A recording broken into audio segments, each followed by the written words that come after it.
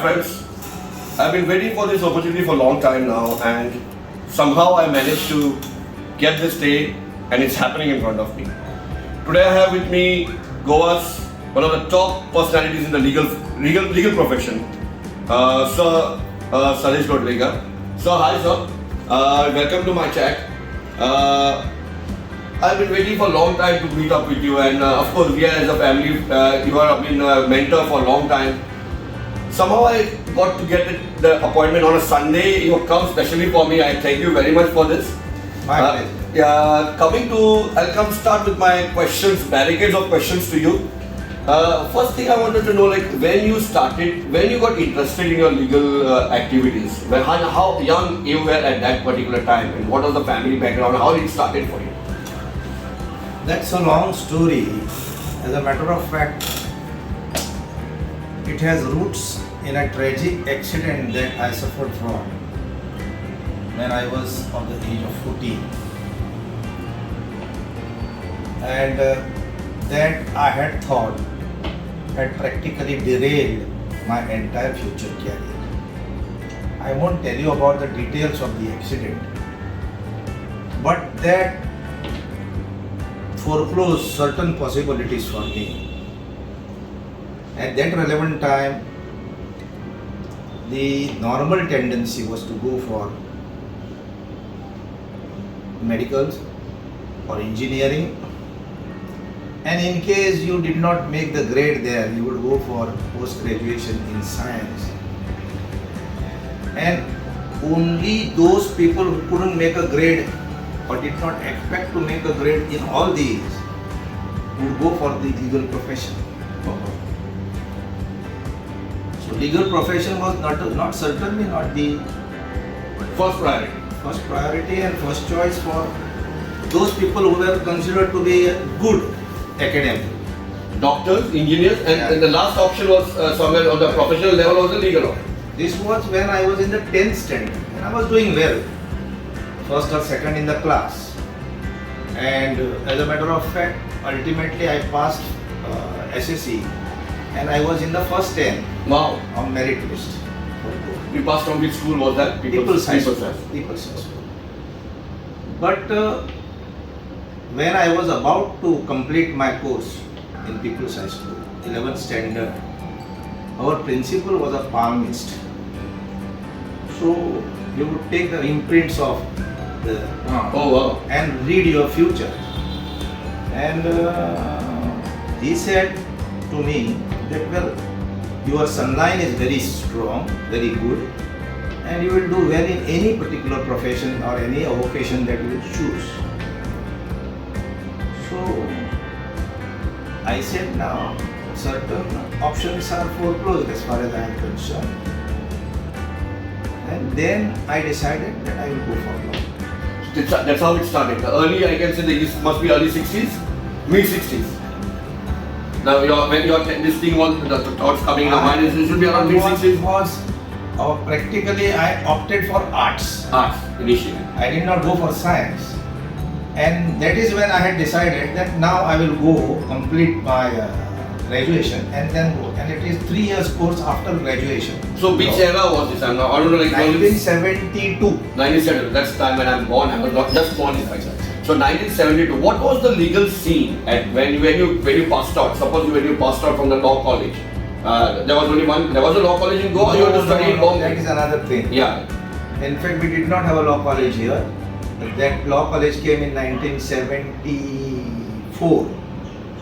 That time I had completed my graduation the earlier year, and there was no law college here. And so where you got it from? Bombay. Bombay. Okay. And they were telling us that, well, we have to. The best college there was government law college. So you passed out from Bombay University. I passed out from Bombay University not from government law college. I went to a relatively unknown sort of college, new law college from Matunga. Okay. But that was convenient for us. We could go anytime, take holiday. Great. So what was the legal scene Because I know most of the lawyers, creative lawyers, have come out in that particular era, first half of 70s. Yeah. I don't want to name them, but there are so many who have gone into political lines also now. Political, have taken the political as their professions. Exactly what was the legal scene in Goa at that time? What was happening there? Was there a lot of lawyers, a lot of things? Goa also was getting a freedom at particular little bit. I mean, few years had gone. So what was the scene in Goan legal professions? You see, when I joined the profession, they used to say the legal profession is crowded. But my senior, Justice Kama, who was a very leading advocate at that time, said the profession is never crowded for people who are with caliber. That time, stalwarts, and I am concerned with Goa only, because I did not have any knowledge or any connection with the Indian scenario as such.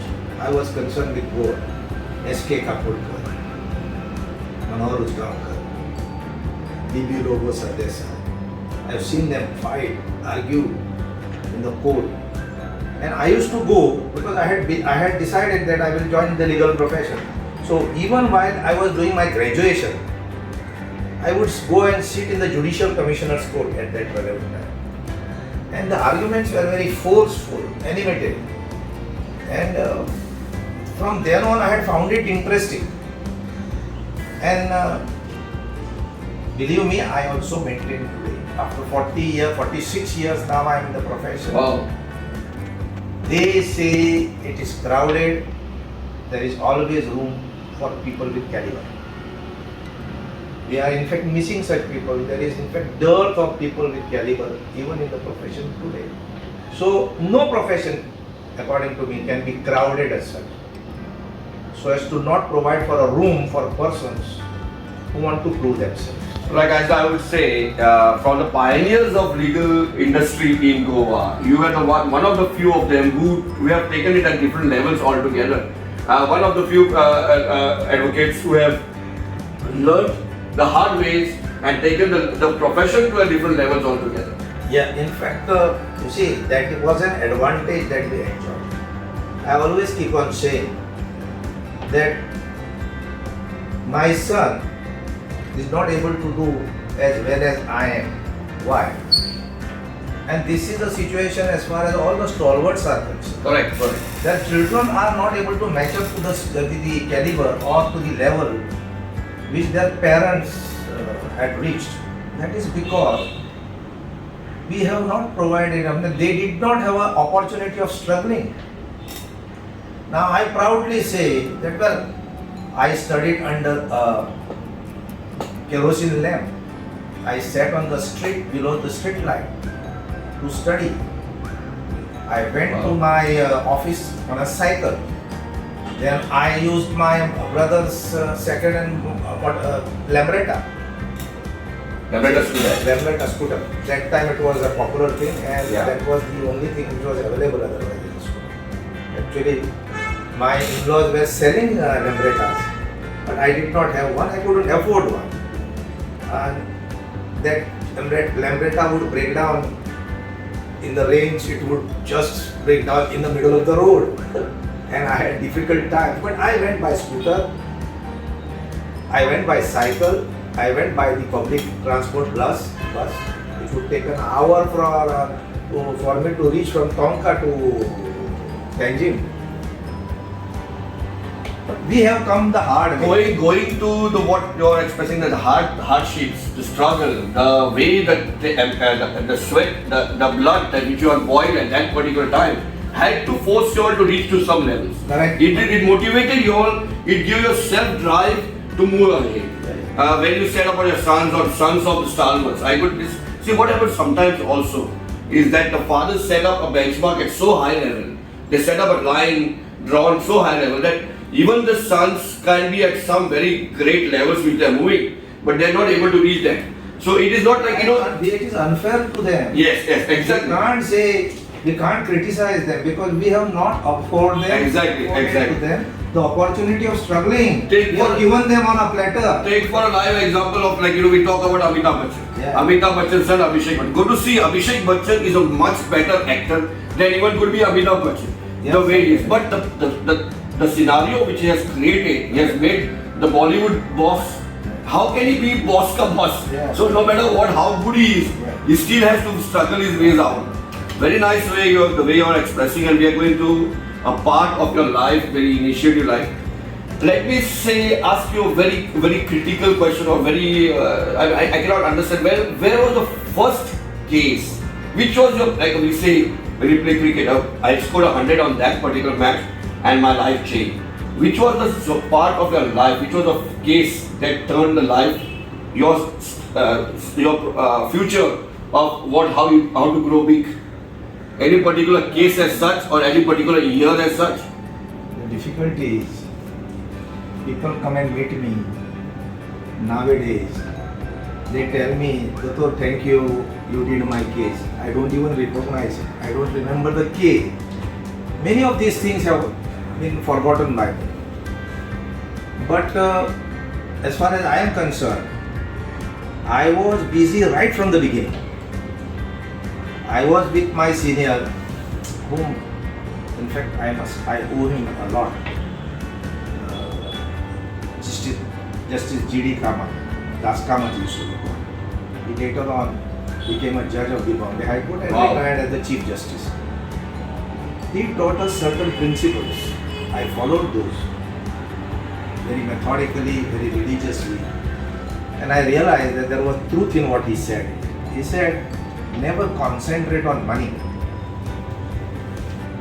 Never go after money. Don't keep it as your goal. Try to prove yourself, concentrate on your work, and then as you go on, you will find that money falls like waterfall. Wow. And I realized that he was absolutely right. So I concentrated on my work. In fact, I was the one who did teaching in the law college as a full-timer while practicing. There was possible at that relevant time on account of some loophole in the rules. Wow. But it was not strictly permissible. Yeah, I know there are many students of your thinking, yes, he was our professor. I was a very popular, I must say, I can confidently say. It's not self-praise, but I assess myself and people say that I was a good professor. So you enjoy teaching as well? Yeah. Because it's a gift you have, where you can give party to whatever you have learned to party to somebody else. Correct. And you feel so much younger in the company of Exactly. students who are eager to learn. And yes, And the respect you derive is tremendous at that point. Nice scenic view from Dada's office. We see the Atal Setu, we see the Mandavi Bridge, we oversee the river Mandavi and the government gardens of Bangalore. Most of the Panjim, the scenic Panjim, and also the banner. High Court across. Yeah, you can see the High Court across. That's very nice. Dada, coming to my next question to you. Yeah. When you have gone to that stage, when you achieved a success, then always we see that we go to a levels where we go high. That time maybe the process is there, where we struggle, we move up. And when you reach that level, now you know you set yourself as a very famous advocate of Goa at that particular. I've not come to the current stage. I'm still going to that level where you have been successful and already famous now. How difficult was it to maintain your own standards by your own self? The difficulty is, you see, advocate's job is a very difficult one. That it is difficult for this reason, that it does not, the outcome of the litigation does not necessarily depend upon your inputs. Wow. This is exactly what I want. Yeah, because ultimately, but that is an advantage also.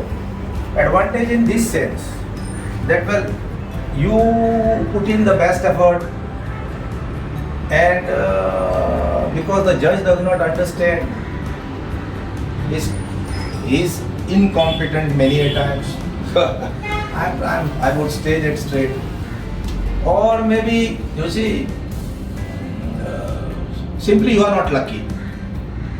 You fail in the. So it is not effort put in by you. that ultimately decides whether you will be successful or not. Wow. You should be lucky. They say you may have good case, good judge, good witnesses, good evidence, and yet you may fail. You must, because you don't have good luck on your side. Wow. And you see, many a times what happens is, judges are also human beings. If the judge is in a bad mood, you see, you end up being unsuccessful. Yeah. But there are instances and there are advantages of this, you see, because you do not perform well, you do not study your matter. And when the clients ask you, what is this, you have messed up the thing, he says, what can I do about it? It is judge's fault. So you can many a time blame it on the judge for the lack of efforts on your part. So you can't be taken to the consumer forum, you know. Say that well. So as you said yourself, you start winning cases. So what you said, winning and losing is not everything. What you use your performance detail or statistics, what it is. But as you start, how you build your nature, how the people watch you, how the people respect you, how you grow, which cases you fight, how you fight. That is what sets up your status prospects for a I must lawyer. candidly tell you, those cases from which I have learned the most were those which were not paying at all. Wow. In fact, the most difficult cases are those which are of the most poor people. Wow. And in the process of doing those, you learn a lot. And actually, initially, and the lawyer's profession is a very difficult one. The waiting period is very long. It is long everywhere, but lawyer's profession particularly long. I initially did some cases under the legal aid. Okay. And my feeling is that young boys in the profession must go for this. There is no money there, but there is a lot of experience that you can gain and lot of knowledge that you can acquire, and you gain the confidence. So I did, in fact, I remember the cases of one thief.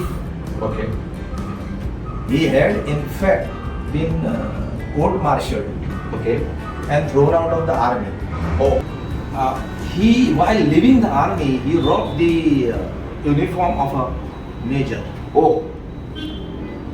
And after that, he started committing robberies. What he would do is, he would wear the uniform of the major and visit these military camps on a day on which the mobile van with mobile film van, they used to show the movies there, and there was a particular day reserved for a particular camp. He would come, enter the camp with major dress. He sentry there at he would salute him. Wow. And then he would go to any particular barrack. So you fought the case. And for 3 hours, he had the full cabin at his, barrack at his disposal. Oh, wow. Because the inmate was watching the movie there. Yes. And in this fashion, he committed several robberies and thefts, and ultimately was caught. So there were 5 cases of his where he couldn't afford to engage an advocate. I got those. And that was a very rich experience for me, and that was at the beginning of my career. Okay. So my question previously could be one of these cases which is really rooted in you. And in fact, if I can tell you about a very humorous incident related to this, is that I had in the process cross-examined the investigating officer very thoroughly. Okay. And he was a police inspector here in Panjim. And he was so annoyed with me that he chose an opportunity to give me a talang. Okay. For a traffic offense. He did take the revenge. Yeah. So that was very nice, where you are very got emotional at that particular time and expressing this case of yours. Coming back to your subject where you have gone professional, when you told about police, you have your family, where your brothers have gone into different professions. Yeah. One is a custom officer, one is a engineer, one is a police inspector. So everybody in a profession line, very distinct professional lines. One is accounts, chief accounting account. And I guess, madam, your wife also is one of the top law advocates. She's not able. We are not able to call her today. But it is you're got surrounded by professionals all the time. Choosing your life, choosing your advocate, being a legal this, you must have handled millions of cases. I cannot say one to end. You must be actually knowing every case, but you really don't want to lock it up and bring it out. Yeah. I can understand because we play every inning. Sometimes the worst innings when you play or when you spell. I remember being a professional. I remember my every game, what I have done at that. Even many things I don't remember practically, but that thing I remember. Come in, what are your hobbies? Like what you do off the track? How you have so much of stress? What are your hobbies? I heard you singing, murmuring That is some practice or something like that is my principal hobby. That is a stress buster as far as I am concerned. I like to sing bhajans. Okay. Yeah. In fact, my mentor was a harmonium player.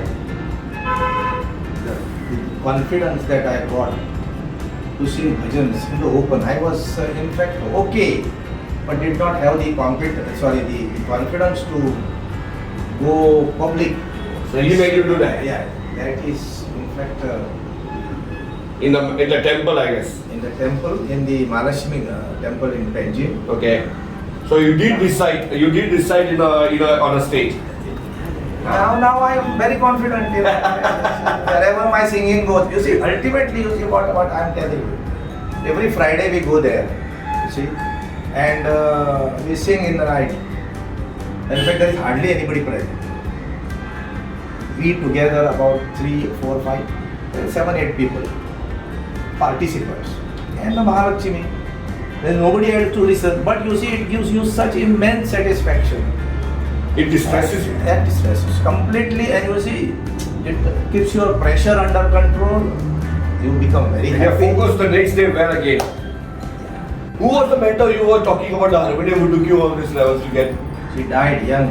Perfect. Sham Parsekar. Okay. Is, you see, what happened is, what used to happen is that we were not good singers at all, and while singing you would go X-ray. You would control your mind. And you would not come back to the original line. Yeah. He would play his harmonium in such a way that he would bring you That around. avartan or that line, circle will come. Samerya. Yeah, beautiful. Families into everything, your brothers, as we said, into different professions. Your wife has been should have been a great support to you in your career, I guess. She's also an able lawyer. She has been an advocate, very famous personality. Let me know something about her, and In fact, I got married in the year 1982. okay. And she was a practicing lawyer then, but she was a junior to one very leading advocate in Mapsa. I got twins in 1983 after the marriage, soon after the marriage. And she was doing very well at that relevant time. But then she practically gave up her legal profession. She could have made a mark. She was very competent for looking after my kids. And she has been a tremendous support. Because bringing up the twins was a very difficult task. So her contribution to my success in the legal profession cannot be underestimated. Practically, she would have been as successful as I have been had she continued, because she had a powerful voice, her English was very good, and she exuded confidence. But then for my You have to go to choose the family priorities ahead of hers. But she does That was her support. choice. Yeah, she does support you in your office. no, nothing. In fact, she's a very religious person. Okay. She's a very religious person. She She is the one instrumental in holding my entire family Together. All my brothers, their wives, Wow. my parents, she has managed to see all of us Wow. live together. That is her biggest contribution. So she must have played a very big catalyst role in your life. Yeah, sure.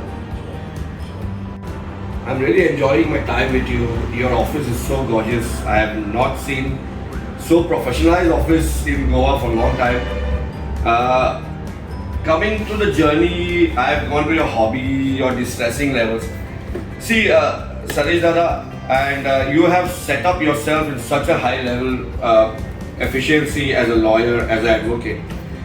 Weren't you anytime offered to be a judge or somewhere down the line? Because I think what is senior advocate, junior advocate? Is there any other growth line designation where you are prescribed as such? Weren't you offered any time to become a judge or something like that? Yes, indeed I was. Very bad. But I declined. I declined because I had to go to Nagpur or Bombay. And my children were studying here. So I declined at that time. And I don't regret about it. Okay, so as we go, as the senior advocate, that's how you have been pronounced. And then you were the Advocate General of Goa at one particular time, I believe. Only for 9 months. Yeah, but you were the Advocate General. Yeah. Yes, so it's 9 months, or you're recorded in that Goan books as Advocate General for that term. Yeah. So that was, which period was that? It was something. It was in 2016. 2006. When Parwatkar was the Chief Minister, and the new government was formed, just dissolved or something. It was closed down. After Parwatkar became the Defense Minister. Exactly. And for a short term, just before the election, 9 months before the new election. What is the role of an Advocate General? What does he do? Like, he governs the legal thing. What is just to It is a tremendous position. pressure? Yeah. Position of prestige and also position of power. You can maneuver it in such a way as to do lot of justice. And I enjoyed that stint for 9 months. Wow. And I must take the credit of the Chief Minister then, Parwatkar. He never interfered with my work. He was always supportive. That's very nice. So it is it's a kind of admin field where you take care of a lot of things happening all over all over the state. And you can be instrumental in reducing litigation to a considerable extent if you exercise your powers well. You are going to score in a half century very soon just in the legal line itself. You have given a lot of your service for the state. You have been reckoned in many places, in the many books of Goan encyclopedias, where you have been nominated in different scriptures of Goan history, of legal and Goan personalities. You have given many laws. There may be many people who have worked under you, worked par with you, supported you, worked under you, whom you have given to the state of Goa. What do you feel the experience of being at this position as of today? You see, by now I must have, my juniors must have gone to about 80 plus. Oh, Maybe 100 also, I'm not sure. okay. Yes, in fact, since I was teaching in the law college, most of the students would like to join me as a senior and to practice under me. And I enjoyed that stage. As far as, you see, ultimately, contribution to the legal field as such, I can hardly say that, well, we are instrumental in doing that. Ultimately, the contribution comes from the judge. We can only assist the judge. But you said that judge is sometimes on his luck. Yeah, surely. But then, you see, but there are judges who are very competent, who are very impartial, and you see, assisting them to coming to the right conclusion is that much easier. Wow. You have set standards. You have made people stand tall. You have yourself climbed the highest mountain in your profession. Talking to you was it's going to be a never-ending story, and I would love to come and spend time to understand one case like how you express many cases. We do get to hear it sometimes at our place, in my place. My last way to ask you, what is your advice for the general public of Goa, the general, the normal personals of Goa, the lawyers, everything? What would you say? You're on a very high position as a Goan personality here. What would you say? How to live your life? How to move on? What's happening in the world today? I would not venture to advise everybody, the general public as such. I'm hardly a person who is competent enough to do that. But as far as the legal field is concerned, for the newcomers, I would like them to follow the advice which my senior gave to me. That is, you concentrate on your work hard, don't be concerned about the rewards, and you will realize that this profession is not only very thrilling, attractive, in fact it is more interesting than what it is projected in as. Even in the films, they say sometimes facts are more startling than even fiction. So in fact you will enjoy the position if you go to any court of law and see how the legal proceedings are conducted. So if you concentrate on your work, the money comes as it is. You Wow. don't have to hanker after them. And never sacrifice your principles, your professional ethical standards must be immaculate. In fact, there is no substitute for it. You see, you gain confidence of the judges only when they see you as an upright advocate, one who will not mislead. And if you create that kind of an impression in the judge confides in you, the judge has confidence in you, judge reposes confidence in you. And in fact, the judge does not even scrutinize sometimes what you say, he takes you at face value. But in case you are found to be misleading, then he will check out every statement, every submission that you have made. And it goes in the books. So the next judge also marks you for that. Yeah. So your what you perform, it carries on. Yeah. Good performance carries on. Good, Yeah, correct. good way of approach carries on forward. Such an idealistic personality. You live on ethics even today, and you advise your juniors and the future students of law to follow the same principles. You have lived your life, you have made your life, and it's very practical, it's visible, it's seen. Following the ethics, following the principles, following the roots of real life. You must have done a lot of things, a lot of charity you must be doing also, because I can understand the way you're talking. You have set up a mark for a grown personality. I really thank you for giving me this pleasure and time of yours. Having you with me is like, it has done my day, it has done my show, so good. Thank you very much. No, in fact, on the contrary, I should thank you because you have chosen to interview a non-entity like me. Actually, Saresh Dada hardly speaks about himself.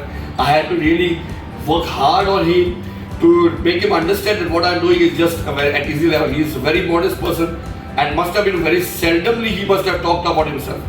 He has his future set up, everything. He has done his past. We have seen what a personality can grow and how he can grow. Thank you very much.